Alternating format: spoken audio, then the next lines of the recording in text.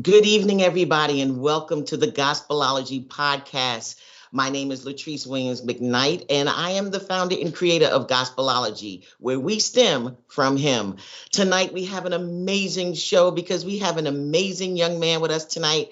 I am so excited about just interacting with this multi-passionate young man who is a honor student, an athlete, just an all-around amazing guy. And I'm just so happy to be a part of his life. But I am so excited that he's going to be sharing with us tonight about what is a mathematician and also what is the future of STEM. And so I am just so excited tonight that we have with us tonight Mr. Joshua Hale, hailing all the way from VCU. That's right, Virginia Commonwealth University is in the house tonight. And so we're excited about talking to him, about just learning some more from him, and just really understanding the future of STEM. And as you see those pictures scrolling through there, this is what STEM looks like, y'all. You know, sometimes we see individuals and they walk right by us and you never know who you're talking to. But we have a young man in here tonight who is just himself and he's passionate about what he does. And we're just so excited to be speaking with him on this evening. Joshua Hale, welcome to the Gospelology podcast. Thank you. Thank you for having me. You welcome. You welcome. I'm just so excited about talking with you this evening and our audience and guests. I know they're excited about hearing from you tonight. And so let's get started. Let's not waste any time right now. Let's just get started and let's jump right into it. I just wanted to let you know, Joshua, that you remind me so much of a famous Black American mathematician by the name of John Urschel. And it was so funny because it started with a J. So I was like, okay, all right. But he excelled both in mathematics and playing football at Penn State University, where he earned his bachelor's and master's degree in mathematics in 2014. He also was drafted from Penn State into the NFL by the Baltimore Ravens, where he played his entire NFL career before retiring at the age of 26 to further pursue mathematics. I thought that was amazing. He is currently working towards his PhD in mathematics from MIT. So, Josh, you know, when I think about him, I think about the times when I'd show up at a basketball game or two of yours or hear your mom talking about it. And then I also remember that 4 point whatever grade point average that you used to carry throughout high school as well. And so I just want to know your path. You know, in high school, Joshua, like I said, you were an honor roll student and a phenomenal basketball player. What was it like to balance both worlds? And was becoming a mathematician always on your radar? To answer the first question, balancing both worlds, it was hard. People, I think this is actually I won't say a sensitive topic, but I don't really talk about this a lot. So I make a lot of in the most humble way possible. I feel like I make a lot of things look easy, I would say, and so and oftentimes I don't even share the complications or difficulties I have because I don't really share my emotions well, I guess you could say. Mostly because I guess is me trying to protect my masculinity. But it's a lot. It was hard in high school for sure, especially just trying to one keep the grades up, two be an athlete, and three have a social life. It's a lot, and especially in the basketball world, because I wanted to be an NBA player. It took a lot of time and a lot of extra, like they say 10,000, it takes 10,000 hours to master something. So in order to be an NBA, you have to put 10,000 hours in. So at the time I wanted to be an NBA player. So to put 10,000 hours into basketball and 10,000 hours into school is hard when you got a game at 8 o'clock at night on a Wednesday and you lose by 20 and then you got a chemistry test the next day. It's hard, but it's possible because I did it and it's possible. But if I could share any advice with it being hard, but it being possible, it would be to talk to others. Like, for example, talk to your teachers, your counselors, talk to people your age, talk to other athletes, talk to your teammates, find your friend, find that friend that you can tell anything about.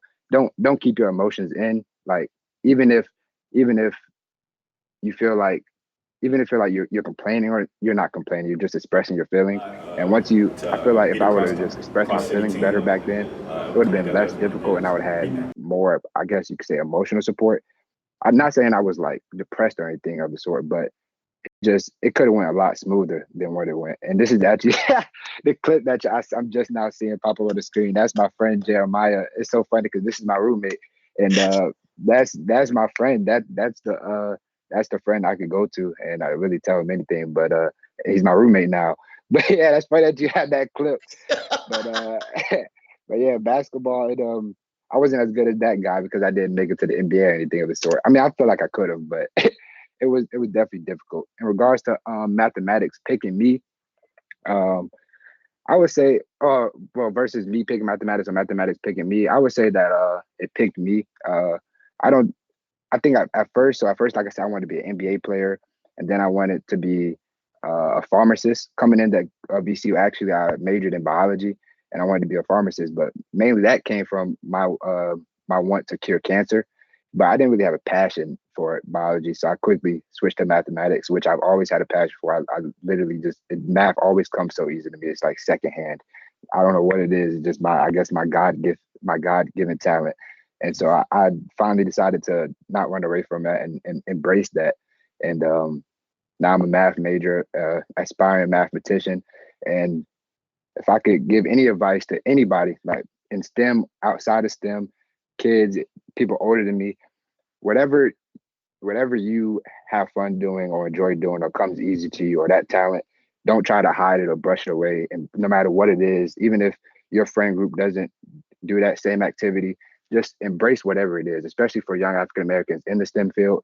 It may not seem cool to be the smartest person or to be a geek or a nerd, but even if you're the best coder in the world, if you're the best dancer in the world, you cut hair the best, whatever it is, just find that passion, become good at it, great at it, best at it, and somebody will pay you for it or something, and you can do that for the rest of your life and live a successful life doing what you love to do. Yes. Wow, that's so powerful. You said so much in that A mouthful. graduation. I see my Yes, graduation video. you're like, wow, where's she getting this stuff from, right? And you know what you said that was so powerful, Joshua. You said that whatever it is that's in you that you love to do, don't run away from it. Yeah, And I truly believe that when you have that thing in you that is bubbling up inside of you that you love to do, I truly believe that's your passion. That's your purpose. That is why you're here. You were really made for those things. You were wired to love that. And everybody is not wired to love and do the same things. And so as you're wired to do something, do it and pursue it and watch how God opens up all kind of doors of opportunity for you because you're actually doing something that you're wired to do. You said such a mouthful right there. And then to do it and without even thinking about it, as far as people thinking that you're a geek and all of that stuff. But look at you now. And what I'm loving, Josh, is that you balance the two where we can watch your high school graduation here and watch you coming across the stage with a rope on and medals. And I'm like, look at this dude. But then too, we can look at you interviewing for a basketball interview. And so the two worlds, and like you said, having that time, the 10,000 hours here, 10,000 hours there, you did make it look easy. You made it look real easy. But you know what? You also said that it's possible, because we're sitting here with you now, a math major, getting ready to graduate again with bunches of medals, probably. Can you share with us tonight? What is your GPA? Tell us uh, what. so I graduated high school with a 4.17, Mhm. and then I came to VCU, and now my GPA is a 3.75. Awesome. Look at you. Yeah, Look at you. And you're doing it yeah, again. Doing it yeah, again. And yeah. so what I'm loving is that, how you also mentioned to us, about the math choosing you because it's something that you already were. Okay. And Indeed. so you're just following your passion. And what I'm loving is that you're in a field that is not represented by our community as far as African Americans are concerned. But there's also various fields of math. And I want you to share with us a little bit about because something is going to blow their mind like it blows mine. I'm serious. There's various fields of mathematics, such as biomathematics, computer science, graph theory, numerical linear algebra, machine learning, and so much more. What is your interest or your focus? And in your current current position, what do you do? This is what messed me up, y'all. Y'all have to listen to this guy. Just listen. What do you do? What is your field? And in your current position where you are, what do you do? All right, so my major is in applied mathematics, and I have a minor in general business, and I'm pursuing that and to go into data analytics. And I'm currently an intern at Numerate.com. So just to give you a summary of the site, Numerate.com, we make video solutions for textbook answers to help students with their homework, basically. And so what I do as an intern, part of my work is I work with the educators to make sure they're solving the right problems. And so a part of that I just so part of that I don't I guess you could say I make up the problems for them to make. So like basically just providing the right support to the educators so they know what to solve for the students. And yeah, that's basically what I do. I numerate. I'm laughing because Joshua actually creates math problems, you know, and it's funny to me because I'm sitting here thinking, who does that? You get a math problem or an equation, and you're like, who made this thing up? Yeah. Well, kids, you're looking at them, okay? This is the guy who's torturing y'all, okay? He's the one who's sitting here coming up creating these math problems for you all to do. I'm just teasing. He is not Yeah. torturing y'all, but it's just because you never think about that. You never think about who is doing those things. And for you to sit and think of that, as we talked, we had this conversation at your mom's birthday party, how you were talking about how the numbers are just in your head. They're Yeah, just, I mean, I love math. can you just expand on that a little bit? So math is in everything. I was gonna say this for a later question, but anyway, math is in everything. So I mean, like even just now, we was uh getting started. I'm doing a countdown in my head. That simple countdown is math right there. Everything, anything that you do throughout the day has to do with math. You count money at the change at your register after you pay for your food or whatever. You have to do math quickly. You got to figure out what time to get to a certain place, what time to leave. You're doing math quickly. So it's like the numbers are already there. So it's like you might as well put them down on paper. And I just like the challenge of, I guess you could say, solving the problem or over accomplishing something. I use math as a I don't want to say a coping method, but it's like you can use math as an accomplishment. Like every time, I feel like everybody has this feeling. Once you finish a math problem, whether you're good at math or bad at math, once you finish a math problem, especially if you were having a hard time, it's just a sense of like relief, of weight over your shoulders. So if you could just imagine doing that all day, if you just do them, and that's how I feel. I just feel like every math problem I do, or all the math I do throughout the day, is just constant relief off my shoulders. So I'm just constantly like right now I'm talking, but in a second I'll probably count how many words are coming across the screen or something like that. It's just I don't know. I just like numbers. Wow. Wow. And I don't know if there is anything of this type, but you use in math pretty much like therapy. Yes. It sounds like math to you is therapy, and that is so awesome. We have someone in the chat that said that's so cool. It's like Yeah. literally it is. It's the coolest thing ever. I mean, I've just never heard of anything like this. When the math or the numbers are constantly rolling in your head, and what you're doing is you're taking something that you're passionate about, but you're making it relevant in your everyday life.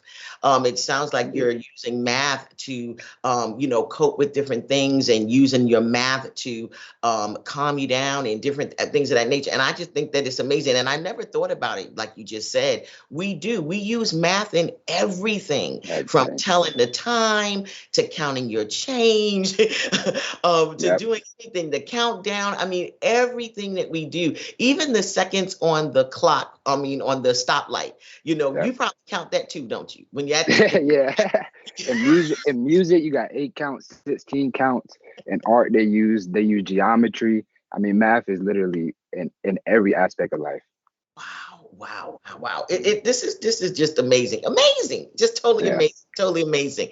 And I just have one other question that I want to ask you before we go to a break. And I want our audience to think about this as well. Josh, I just want you to touch on it just a tad bit. Black Americans receive about 7% of the doctoral degrees awarded each year across all disciplines. Okay. But they have received just 1% of those granted over the last decade in mathematics. Okay, I want y'all to catch that. 7% of doctoral degrees awarded across all disciplines, but only 1% of those granted over the last decade in mathematics.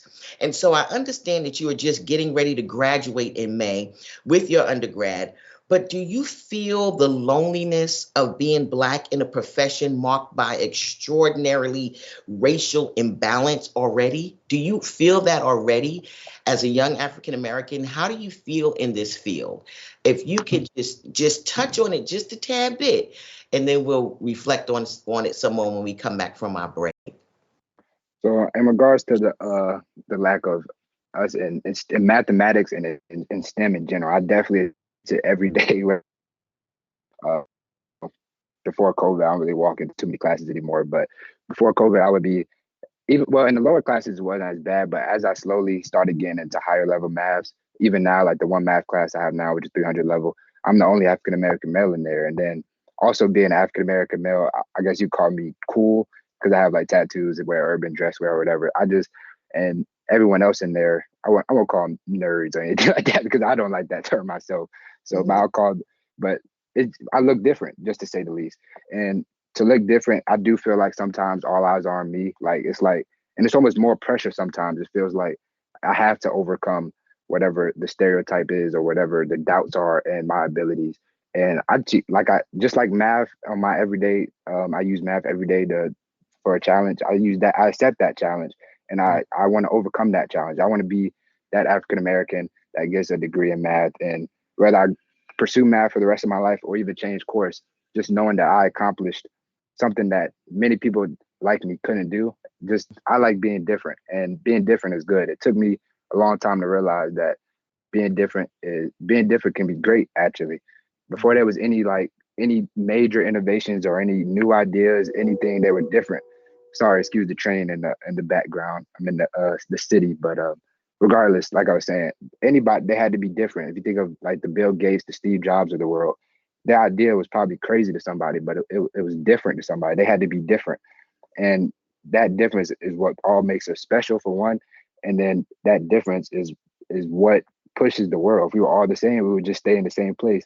And so to be different is good. And that's what I'm starting to realize as I get older and wiser, as my mom says, um, that sometimes you just have to stand out. And I feel like I've always stand out simply just because I don't want to be that same. I don't want to be the same person that 10 years down the road looks back and asks like, what were they doing with their lives in college? Because I wanted to be the same as everybody. So I don't know. It's a drive. It's a drive. The difference just drives me. I guess it's like motivation. Y'all, this is the future. This is the future of STEM, okay? This is the future of STEM. And we are so excited that we get to come back after our commercial break to speak some more with Mr. Joshua Hale, a mathematics major at VCU here in the state of Virginia, up in the Richmond area. And so we're going to come back right after our break as we listen in on some gospelology, different things that are going on. And once you guys take a look at that, and Josh, we'll be right back. And everybody else will be right back. But when we go, think about that. 7% over all disciplines, but only 1% in mathematics. If you could put in the chat, what do you think about that? What do you think about that? Let's go to our commercial break. Thank you for the happiest year of my life. Thank you for the happiest year of my life. Thank you. Thank you. Whew. Knock Yo, this, knock this the is shivers off the Jesus, first question. aka King of Kings, aka Lord of Lords, aka Prince of Peace.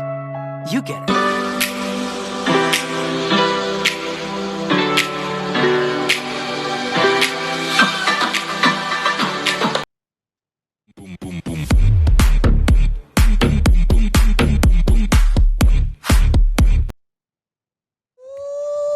Ooh, this is nice.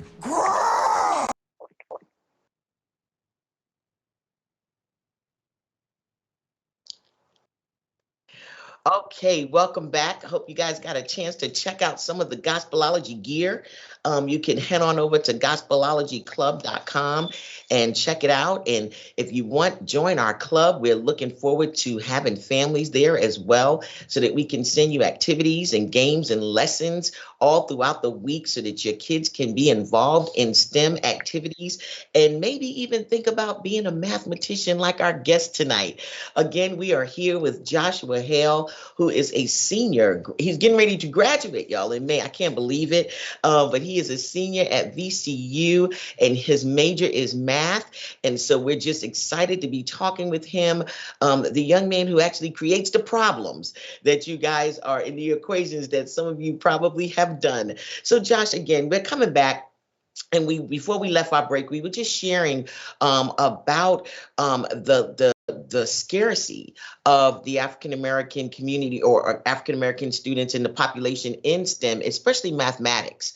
And so we were just reflecting on how even now, as you matriculate in school and as you went up to, like you said, different math courses and things of that nature, and how you're the only one representing in that room. And so you shared with us just a tad bit about how that feels, but about the loneliness. How do you think how do you feel about it when you're looking at it in a way where when you walk out the room and you're being the only one that walks out that looks like you, is there a reaction from others that look like you?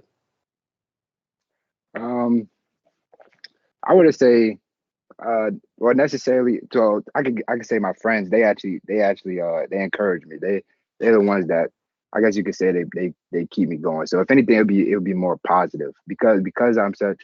I guess you could call me a gym. I don't really see it as a gym, but because I'm so good at math, they embrace it. So like if I'm ever anywhere with my friends, they know I'm the one that's good at math. So if some math has to be done, like we have to split a bill or something like that, or split an Uber, they always look to me. And so it's really all encouragement from all my fellow African American friends or my peers. Like they know this they know the scarcity we have in STEM. And I feel like our generation does a good job of we're starting to do a good job of embracing coming together as a race, one, and then two, challenging each other as a race and motivating each other just to do whatever you want to do. And so if I had to say like what the reaction would be, I would say it's a positive reaction. I get a lot of encouragement, and it's jokes from time to time, but I know it's play around. But most of the time it's really just encouragement. And I know it's a lot of people that are on my side, and so that really helps knowing that even though they're not in the STEM in the classroom with me, I know that they're with me. I love it. I love it. And we have a comment. It says, it is disappointing to say the least, but hopefully Joshua making STEM cool will encourage others to consider it. And so that's the thing. That's the reason why we're here tonight, to let other young African American boys and girls and kings and queens look at this young man right here. He is so smooth. Y'all check him out. Check him out. Right? Smooth, right? Look and check it. Yeah. And this is what STEM looks like. This is the future of STEM, and we have to get out of that. Look at check them out, check them out. We have to get out of that mindset where it looks a certain way. And Joshua really expanded on something where he shared about being different, and understanding that he wasn't meant to fit in, but he was meant to stand out. And so as he stands out, he's understanding that it's just his time and the gift that God has given him. And so I'm so excited that he's embraced it. And what I'm even more excited about is what he just said, how he's encouraged by his friends. And Josh, that's because you surround yourself with a great circle. And so we want to encourage our young men and ladies out there, if you're in the STEM field or whatever field you're in and whatever you're doing, make sure that you surround yourself with Yes. good friends, good people. And good people are like Josh just said, they're people who are going to encourage you, and push you and maybe use you a little bit, huh, Josh? Josh, Yeah. he has to Yeah. split the bill, y'all. They be like, okay, Josh, what's the number? What's the number here, right? All the time, every day. I Yes, love it though. yes. I love it. I love it. I love it. And then somebody just said it's who you hang with that'll create you, that'll help you.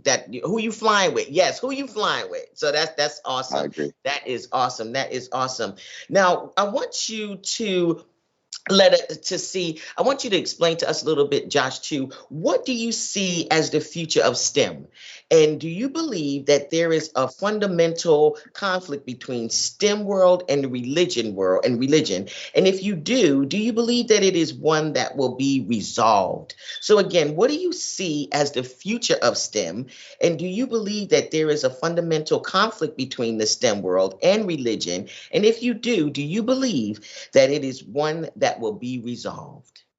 All right, those are really good questions. So I'm gonna tackle the first one, which would be Okay. less controversial. So the first the future of STEM is I mean it's I can't even explain it in words. It's open for anything. Well, for one to explain, I would say that e-learning, and especially in the STEM world, is going to be is here. It made a during the pandemic, it made a jump, and it's going to be here now for forever, in my opinion. Like knowing the simply because Corona is going to be around for the rest of my lifetime, and then simply because the convenience of humans. Like we don't, if we could sit at home and do our jobs or learn at school, then that's what we're going to do. So I feel like the convenience of e-learning is definitely going to be in the next 10 years. It's definitely we're going to see a more hybrid, like half and half, more homeschooling, I guess you could say, sort of method. But even like public school homeschooling, I guess you could say, is definitely going to be more prominent in the next 10 years, in my opinion.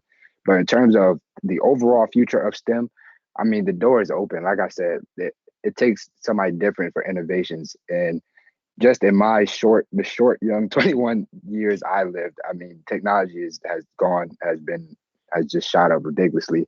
Me and my family always makes a joke that my kids are going to be FaceTiming my parents on, and they're going to be like holograms walking around the room and stuff like that. And honestly, I can see it happening within the next 40 years. I mean, it's kind of crazy the innovations and inventions that are already out right now, like self-driving cars and stuff like that. Like when we look at movies like I, Robot, back then that was a self-driving car was crazy, but now it's right in front of us with the Tesla and even more self-driving cars. So it's like I can't even put a limit on the future of STEM, and I'm just hoping that if there is somebody young, somebody my age or younger, or even people older than me, I just African Americans or whatever religion or whatever, I mean, whatever race, religion, culture, black, blue, orange, green, whatever you are, I just aspired for you to come up with that idea, push your limits, and always ask the question, why not? Because anything is possible. Like I said before, it took any idea that somebody had previously, Bill Gates, Steve Jobs, Albert Einstein, anybody that you think about, their idea at one time was crazy. So to even put a limit on what I think the future is, I just feel like it could be whatever you want it to be. And yeah, so that'll answer that question. That's And powerful. then the next question, can you repeat it, please? Yes. Do you believe that there is a fundamental conflict between the STEM world and religion? Yes, I do. I do. So I passed that First Baptist Church I feel Pastor Tyler. He actually told a story one time. I'll remember this story for the rest of my life. He told a story during his sermon one time. It was I think it was a student, a college student that went to school one time, and he grew up religious his whole life. He went to school and he studied sciences and all that, and he came back to his mother or something of the sort and said, like because of what he learned that he could no longer believe in God or religion because it didn't scientifically make sense or something of that line. Mhm. And later that night, he had an earache, and his mom told him, "See, just like you could feel that earache, God doesn't have scientific scientific evidence, but you can feel Him in your everyday life." And so Mm. ever since then, I remember that story. So I do think that I haven't necessarily since I'm still in school. I haven't really got into the STEM career field. You can say I haven't really experienced any like STEM professionals that like even bring up religion or some of the sort. But I do believe there is definitely some conflict, and there's people that have their scientific beliefs, and I think actually no, I did have a professor one time that had his scientific belief versus religion, and there's a conflict. And do I think it will ever be resolved? I don't think it'll ever be resolved just because simply as humans, we all have our own opinions. We're entitled to our own opinions, and a lot of people can be stubborn about their opinions, and especially when you go through who knows how many years of school and studying, and you feel like you just know everything. It's very hard to convince you otherwise until you experience it for yourself. So I do feel like the conflict will always be there. And in terms of is there or what is the resolution, I just feel like maybe there isn't a resolution. Mhm. The most we could do is just is pray for them and know that God accepts everybody, and walk our faith, and just show them an example of what it's like to live our life, and just show them God through our life. Basically, is what I would say. I love it. I love it. I love it. I know Reverend Tolliver is beaming from ear to ear right thinking about how a sermon, how that impact. And as you know, he was a guest of ours here Yeah. on the Gospelology podcast, where he expressed about himself too, being a computer science major and being a techie for so many years, and really expanding on that aspect of being a preacher. And talking about the science world. And so, for us and for you as a young man in this field, and being actually a young man, like you said, 21 years old, with and studying the sciences and math and things of that nature, I wanted you to help us to understand, how do you do that? How does Josh walk and still believe in God? And how do you walk with your head up, and you're not ashamed. You're not ashamed to say that you love God. And that's what I love about it. So I'm gonna tease you a little bit. And for my listeners out there, I've known Josh since he was about 8 or 9 years old. And he as the children's pastor at First Baptist, Josh and his crew of young men used to call themselves the junior deacons. And they wanted to wear suits to church, and they wanted to be in the front row, and they wanted to read the Bible. And we made them too. We let them get up there, read the Bible, do what they do. And then he continued on, with helping with our youth ministry and children's ministry during the camp time. And he loves God. He sincerely loves God. So I want Josh to tell us a little bit about his relationship with God at an early age. And how old were you when you accepted Jesus as your forever friend? So in regards to my early age, being in the church, I had the best youth minister, youth leader, youth pastor I could possibly have asked for, and yourself. I mean, Miss Latrice, if I wish I could explain to you all how good she is. I mean, she makes learning religion fun. Like it was fun to me. It's almost like we look forward to going to to to children's church on Sunday. It was a very fun experience. And so if I could explain my experience with God at an early age, I would say it was fun. I think that's why still to this day why I still walk with God. And simply also because I'm reminded daily by from one of my parents and my grandparents, like just watching them live. Um, I mean, like I said, they live their life through God, and just showing that their example and seeing how successful they come and how happy they are on a daily basis, how great our family is. And my brother just had my brother just had a baby, and everybody's so loving, and just seeing how people of God react. It's like I want to be that for other people as well. And so it's almost like a no-brainer to walk with God. It's like, why not? Like I asked earlier, why not? So it's simply like I see. It's like if it's not broke, don't fix it. I did it before when I was a kid, and it made me happy. I see my parents doing it, and they're older, and it makes them happy. So why even break that habit? I guess you could say. Whew. You know what? That y'all need to tweet that. Why not? Why not? Why Yeah, break the why not? habit? Why not? Yo, I need that in the chat. Why not? Josh, that is so powerful. And I sat here with my little thing. I'm trying not to cry. I told you, don't do this to me tonight. But making Jesus fun, and that's the whole point, is to make it fun for young people like you, so that you can continue to grow up and always love God, and like you do. And I'm not gonna do this tonight. That's the whole point. That's the whole point. But you said something that's really powerful too. You watch the model of your parents, and you see God's love through them. And that's so important for us to understand, that it's not about just the reading of the word, but it's about walking in the word, living the word, and to see them so happy and loving God. That is so powerful. And another thing, Josh, is I want you to share with us, if the relationship with God, with as you see in your parents, how have they helped you push you, or not just push you, but how have they helped you on your journey, as far as even encouraging you in the STEM field, or encouraging you in your walk? Talk to us a little bit about that. What is the importance of parents being on board? I probably would have made my parents cry on this one. So I'm sorry. Go ahead, grab your tissue, Okay. Mom and Chris. But I mean, my parents really they don't know. Like I give them credit for almost who I am today. I mean, I as like I said, as I'm getting older and wiser, I guess you could say. I mean, I wouldn't know what I know today. I wouldn't be where I'm at today.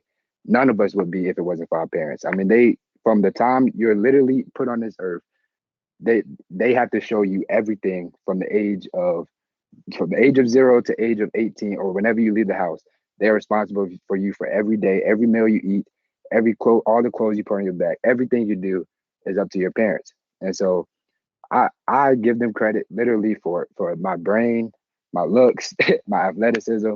I mean, literally everything. And they took a back step. So in terms of like pushing me towards them or whatever it was, they really because I guess you could say I excelled in so many things. Like I did soccer, taekwondo, football, ran track, played basketball. I was good in school. I played the drums, the saxophone. So it's like whatever I wanted to do, they basically let me do, and it was really more of a just encouragement. Whatever I did, like it was a lot of encouragement, support. Uh, Practices, they would drop me off. They would be there every game, every rehearsal, every concert, everything. Just being there for me in everything, and just the support is what really knowing that I have somebody that can always be there, turn to, and like now I have aspiring dreams.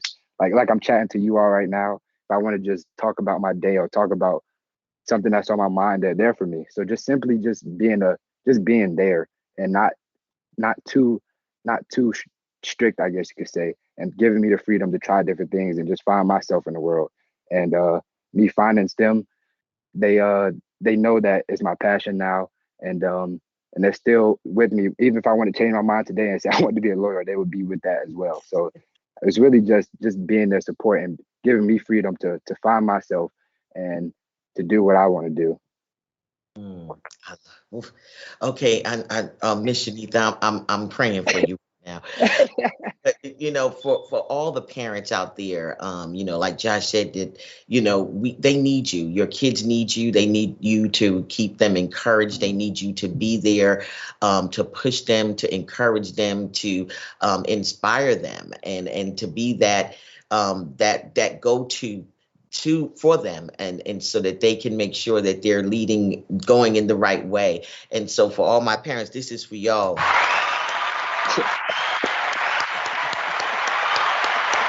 Indeed. Yes, that is for y'all. This is just amazing, Josh. And I am just so excited to see where God is going to take you with mathematics. And I know it's just going to be phenomenal. I can only imagine the company. If you can mention them one more time, I know they're watching tonight. Oh, men- Numerade.com. Numerade. It's a startup. They started in the last 2 years, I believe, based out of Los Angeles, California, and we're making progress. They're trying to become a unicorn in e-learning, and I'm gonna help them with that as long as I'm with them. And y'all may see me as the face of Numerade. Now I'm joking, but hopefully, yes. hopefully one day they'll become. Like I said, I think e-learning is going to be very prominent in the nets and for the rest of our lives. And so I think this my internship, it almost felt like perfect timing. They contacted me. It literally was like perfect timing, and I just really feel like that they can do some really big things there, and I'm all in. They were very accepting of me, and yeah, they were just very accepting of me, and I love working there.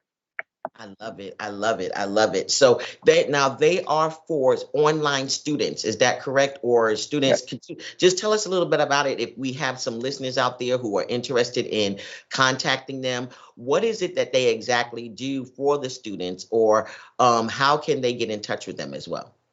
All right. So from a student side, I actually use the it's really higher for higher education, so high school and college, STEM. And so I actually use the platform myself in my classes. And so really what it is they solve textbook solutions.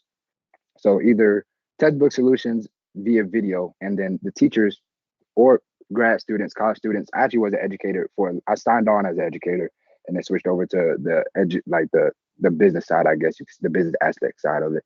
But they make video solutions and explain the concept of the problem or whatever it is, the concept for science, for biology, chemistry, engineering, psychology, all this areas of math, computer science, like any area of STEM, they have it covered.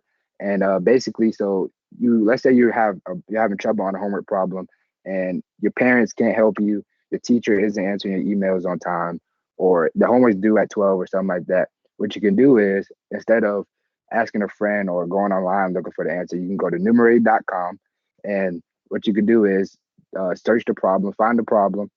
Really, if you search it on Google, Numerate will probably pop up. You'll find a problem, and then not only will you get the answer to the question, but you get how to solve the question. So next time you get that question, or if you get the question on a test, you'll know how to solve it, and how you became the answer, how you got the answer versus just receiving the answer and moving on. I love it. That is, and I didn't even know about them. That is Yeah, so cool. it's funny because I didn't even know about them until they reached out to me, and they could have been very helpful my first 3 years of college, but now they're very, very helpful. Like I said, I use them myself in my classes now. Wow. Well, we're going to do them a favor tonight for those of you who are interested in. We're going to make sure that their link is in our chat area, so that they can, individuals who are looking for that type of help can do that. Because Josh did tell us something that was really powerful tonight. E-learning is on the roar. I mean, it's on the soar. And the thing is that this is the future. This is the future of STEM. This is the future. And like he said, they help you with all the different platforms. And to have that at your fingertips to put in an answer or a question and then have someone to respond back, that is phenomenal. That's amazing. That's how I Yeah. say it. And to have Josh sit there and help you out, man. This young man is amazing, y'all. And so to have him there to help you out is just a phenomenal. That's a whole nother subject. That's a whole nother subject. So that's awesome. So we're gonna look for that. Oh yeah, we're gonna do. See, some people says they just don't know. Oh, that's mommy. Mommy said they just don't know how blessed they are to have you on their team. Your faith. You're going to help them soar. So that's what your mom said. You're going to help them soar. So yeah, they are very lucky to have you on their team. Somebody said great parents are the key to STEM success. Yes, I that is agree. so true. That is so true. That is so true. And somebody told you to claim it, that you will be the face, that you will be their person. Somebody said claim it, claim it, claim it. So that is awesome. Josh, we really appreciate you being here. But we want to know this. What's next for Joshua Hale? What's What's next? next? What's What's next? next? What's So next? next I'm gonna get some. I'm gonna get something to eat. No, I'm joking. I graduate from VCU with my bachelor's degree, and in May next year, 2022, and then from there I'm going to pursue an entry level, I guess you could say, job, either to be a mathematician or a data analyst slash scientist. Right now I'm looking towards the DoD and Fort Meade, because they do a very, I guess you could say the government does a good job of, if you have a degree, they'll further your education for free. And so I think using their expertise and just getting in there, knowing, like, just seeing how I've seeing somebody else's template of they follow through the DoD.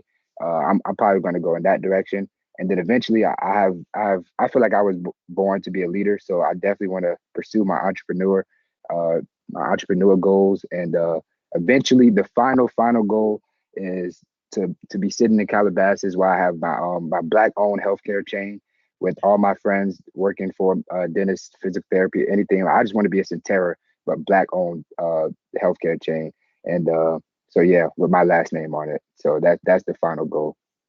And it will happen. It will happen. We claim Thank that. you, thank We you, claim that it will happen because you are a phenomenal young man. And Josh, thank thank you again for joining us here on the Gospelology show. Somebody said, no matter the goal, you can do it with God. And that is so true. And as long as you keep him first, Josh, and like you do, you're going to make it. And so I wanted to thank everybody for joining us tonight. And me and my guest, Mr. Joshua Hale, y'all throw some hands up for him. I'm giving him a hand clap. Yes, yes, yes. thank you, thank you, thank you, thank you.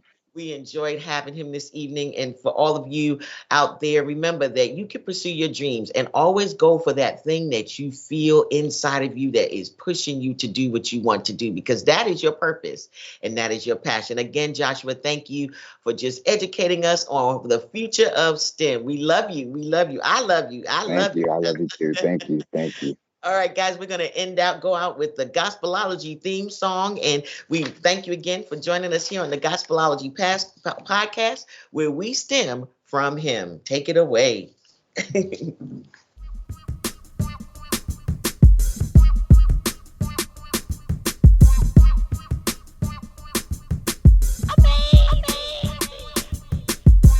Gospelology, Gospelology, uh-oh. Gospelology, Gospelology, oh. Gospelology, Gospelology, uh-oh. Gospelology, Gospelology, oh. Gospelology, Gospelology, uh-oh. Gospelology, Gospelology, oh. Gospelology, Gospelology, uh-oh. Gospelology, Gospelology, oh. Jesus turned water into wine. It's amazing. Jesus even healed the blind. It's amazing. How all the planets are aligned. How all chemicals are designed. Teaching the gospel with a scientific twist. All of his miracles are magnificent. Teaching the gospel with a scientific twist. All of his miracles are magnificent. Oh, Gospelology, Gospelology, uh-oh.